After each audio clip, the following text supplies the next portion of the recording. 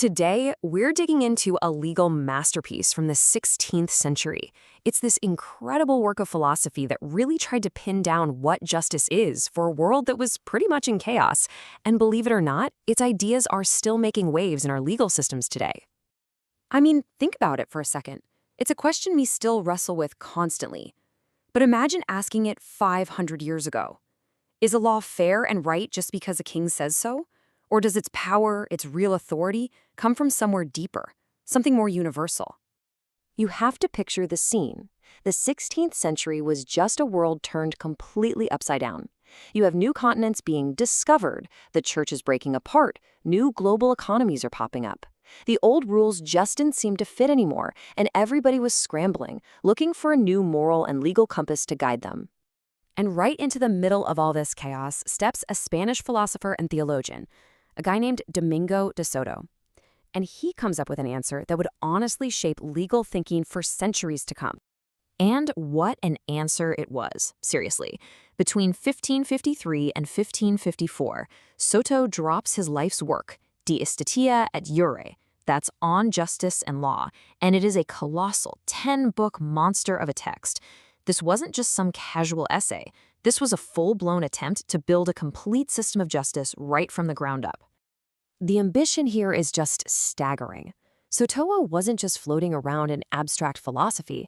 No, he got into the nitty-gritty of everything, from the divine source of all law to the ethics of economic deals, like whether you could charge interest on a loan. He was literally trying to build a single, coherent framework you could use to solve almost any moral or legal problem you could think of.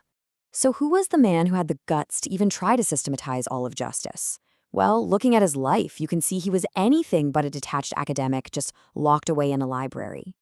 This timeline just says it all. This guy was a player. He was a celebrated professor, sure, but he was also advising the most powerful ruler in Europe. He was helping to shape the entire Catholic response to the Protestant Reformation, and he was even weighing in on one of the biggest moral crises of the time, the brutal colonization of the Americas and the rights of its people.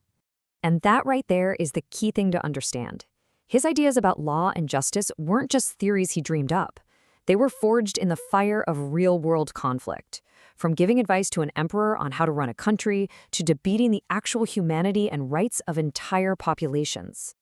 Okay, so with all that in mind, let's dive in and really unpack the philosophical core of this massive work. What was his big idea?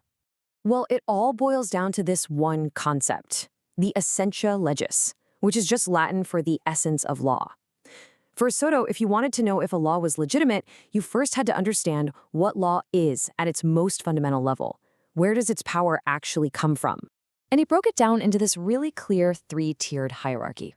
At the very top, you've got divine law, God's perfect plan for the universe. Then, one step down, is natural law.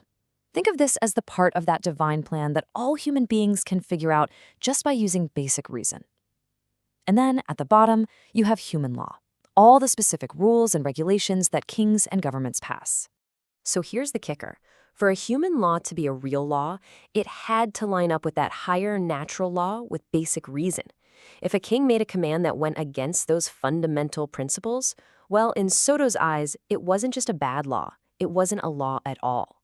A law's authority comes from reason, not just from raw power.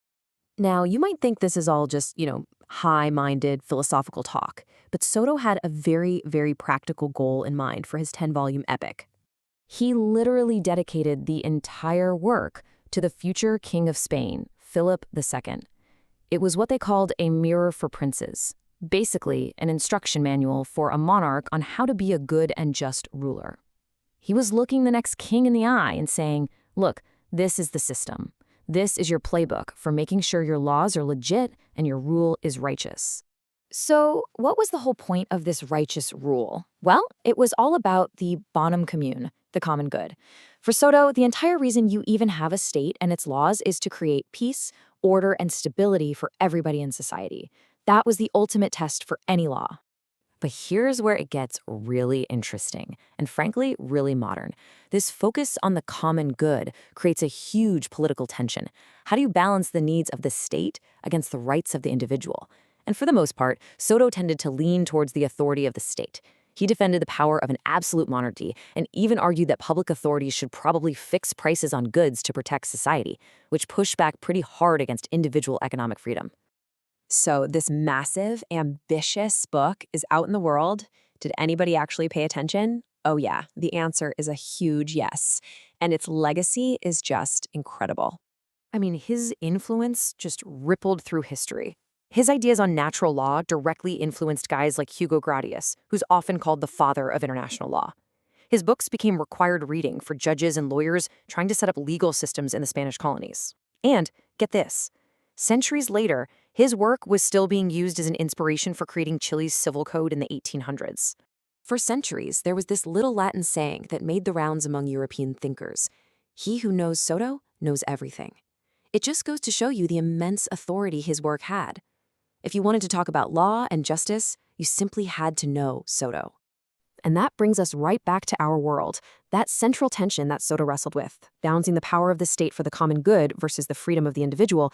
That is still at the absolute heart of our most intense political debates. Nearly 500 years have passed, and we are still asking his questions.